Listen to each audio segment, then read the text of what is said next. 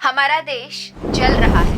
अगर सैटेलाइट से देखा जाए तो करंट इंडिया कुछ इस तरीके का दिखाई पड़ता है। भारत का current temperature Saudi Arabia, Oman और अफ्रीका के कई देशों से भी बहुत ज्यादा हो चुका है और right now heat wave is a national emergency. और अभी तो गर्मी बस शुरू हुई है, मई तो अभी पूरा बाकी है, तो टेम्परेचर कितना वेरिएट कर जाएगा इसका तो हम अंदाजा भी नहीं लगा सकते। तो आज के वीडियो में हम इसी से एसोसिएटेड एक टॉपिक हीट वेव और इसका इकोनॉमी पे जो इम्पैक्ट है उसे डिस्कस करेंगे।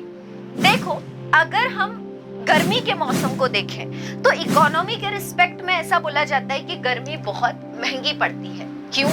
क्योंकि भारत की टोटल डेमोग्राफिक प्रोफाइल में 75% पॉपुलेशन यानी हर 4 में से 3 लोग अनऑर्गेनाइज सेक्टर या फिजिकल लेबर में एंगेज्ड हैं, यानी कि वो या तो खेती करते हैं या बिल्डिंग कंस्ट्रक्शन वर्क में एसोसिएटेड है या वो स्टॉल लगाकर अपना सामान बेचते हैं और ये सारे ही काम दोपहर के समय होते हैं।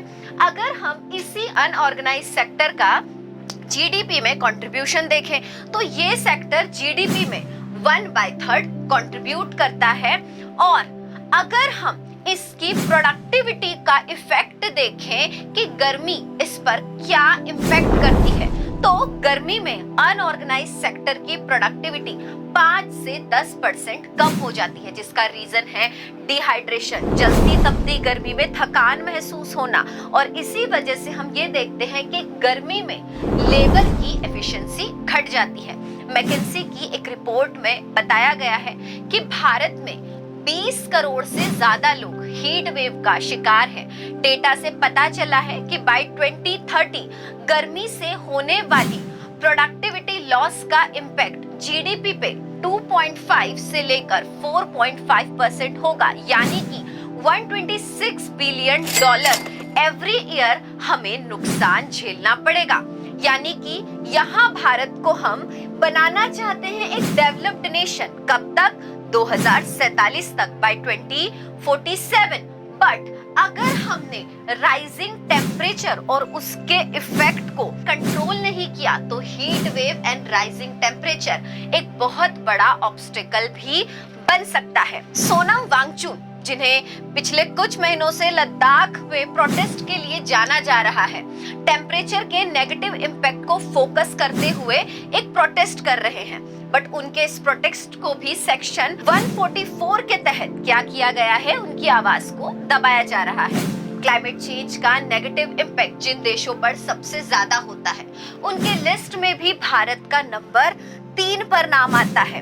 अब हम ये सोचते हैं कि भैया गर्मी बढ़ रही है तो हम एसी चालू कर देते हैं, पर एसी से गर्मी कम नहीं होती बल्कि और बढ़ जाती है। देखो, एसी यानी एयर कंडीशनर किस पे वर्क करते हैं? इलेक्ट्रिसिटी पर वर्क करते हैं। और भारत में मेजर इलेक्ट्रिसिटी प्रोडक्शन होता है थर्मल पावर प्लांट, यानी कोल बेस्ड प्रोडक्शन होता है जो कार्बन को प्रोड्यूस करता है और क्या करता है, साथ ही साथ पॉल्यूशन को बढ़ाने का भी काम करता है। और ये पॉल्यूशन साथ ही साथ गर्मी को बढ़ाने यानी ग्लोबल वार्मिंग में भी अपना कंट्रीब्यूशन देता है। एनर्जी आउटलुक रिपोर्ट का डेटा शो करता है कि 2050 में एसी रिलेटेड इलेक्ट्रिसिटी नीड है ये अफ्रीका कॉन्टिनेंट की जो ओवरऑल इलेक्ट्रिसिटी नीड है उससे भी ज्यादा बढ़ जाएगी। ये कॉन्सेप्ट है क्या? हीट वेव है क्या? देखो, क्या आप कभी सौना में गए हैं या आप किसी ऐसे कमरे में बैठे हैं जहां पर बाहर से किसी भी प्रकार की हवा नहीं आ रही है, तो आप एक एक्सेसिव टेम्परेचर को फील करते हैं।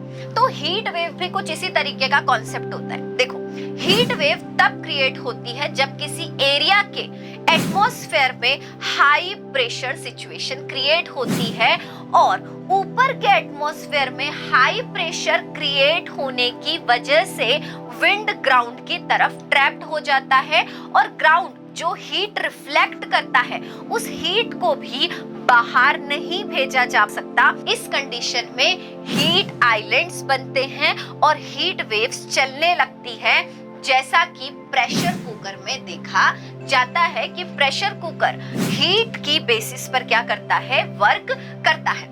हीट वेव कोई सीजन नहीं है बल्कि ये एक कंडीशन है जो तब डिक्लेयर होती है जब टेम्परेचर एक पर्टिकुलर लिमिट को क्रॉस कर दे, मतलब कि टेम्परेचर बहुत ही ज्यादा बढ़ जाए। तो इंडियन मेट्रोलॉजिकल डिपार्टमेंट के अकॉर्डिंग भारत में प्लेन एरिया का टेम्परेचर जो डिटरमाइन किया गया है वो ये है कि 5 डिग्री जो हमारा मीन टेम्परेचर है उससे बढ़ जाए या 40 डिग्री का टेम्परेचर हो जाए। हिली एरिया में 5 डिग्री अबो मेन टेम्परेचर या 35 डिग्री टेम्परेचर राइज कर जाए। कोस्टल एरिया में 5 डिग्री अबो टेम्परेचर या 37 डिग्री से टेम्परेचर राइज कर जाए तो हीट वेव को एक्सेलरेट करता है और इससे गर्मी और ज्यादा बढ़ जाती है। बड़े बड़े शहरों में आपने ऐसे घर देखे होंगे जिनमें मेटल की रूफ या पतरे लगे होते हैं। ये घर डायरेक्टली हीट वेव से एक्सपोज होते हैं और इसीलिए ये भी देखा जाता है कि जो शहरों के घर हैं वहां पर गर्मी ज्यादा होती है। अब अगर हम देखें कि हीट वेव के रीजन क्या है, हीट वेव के पीछे रीजन क्या है, मेजर रीजंस हैं ग्लोबल वार्मिंग, अर्बनाइजेशन, कॉन्क्रीटाइजेशन, धीरे धीरे हम फॉरेस्ट कवर को कम करते जा रहे हैं, अल नीनो इफेक्ट और राइजिंग ग्लोबल टेम्परेचर, ये सभी मेन रीजन है हीट वेव के जनरेशन के। अब अगर हम हीट वेव के इफेक्ट्स देखें, जब ज्यादा गर्मी बढ़ती है तो बॉडी में वाटर लेवल कम हो जाता है, मतलब चक्कर आना, क्रैम्प्स आना, ये एक नॉर्मल बात हो जाती है। अब ऐसा क्यों है, चलो इसको समझते हैं। हमारी बॉडी में ग्लैंड है जिसे बोला जाता है हाइपोथैलेमस ग्लैंड, जो कि क्या करती है, ये हमारी बॉडी के टेम्परेचर को रेगुलेट करती है। गर्मी हो या सर्दी, हमारी बॉडी का टेम्परेचर कितना है, आइडियल टेम्परेचर 98.7 डिग्री फ़ारेनहाइट। अब अगर क्या होता है, टेम्परेचर एक्सेसिव हो जाता है तो हाइपोथैलेमस ग्लैंड प्रॉपरली वर्क नहीं कर पाती और इस कंडीशन में क्या होता है, हम चक्कर या कमजोरी महसूस करते हैं। अगर हमें हीट वेव का सॉल्यूशन देखना हो तो हमें क्या करना हो, वेस्टर्न कंट्रीज को ब्लाइंडली कॉपी करना बंद करना होगा।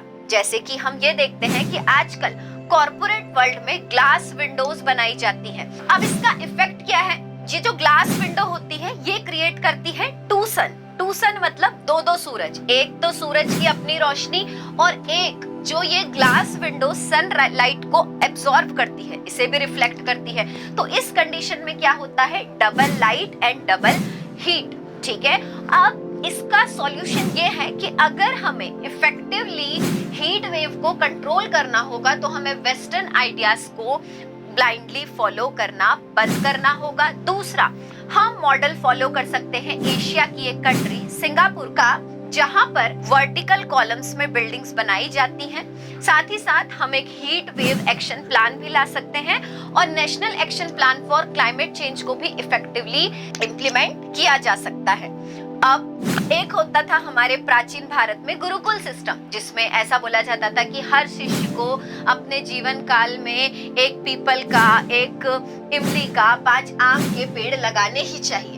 अब इससे क्या होता है, इससे ऑक्सीजन प्रोड्यूस होती है और कार्बन को एब्जॉर्ब किया जाता है। तो हम गुरुकुल सिस्टम या वैदिक परंपरा को भी फिर से रीइंट्रोड्यूस कर सकते हैं और इसके थ्रू अफॉरेस्टेशन कर सकते हैं ताकि हम राइजिंग हीट लेवल को क्या कर सके, कर्ब कर सके। और साथ ही साथ हमें कूलिंग के लिए सस्टेनेबल मेथड्स यानी कि गार्डनिंग को प्रमोट करना चाहिए rather than going for the air conditioners only.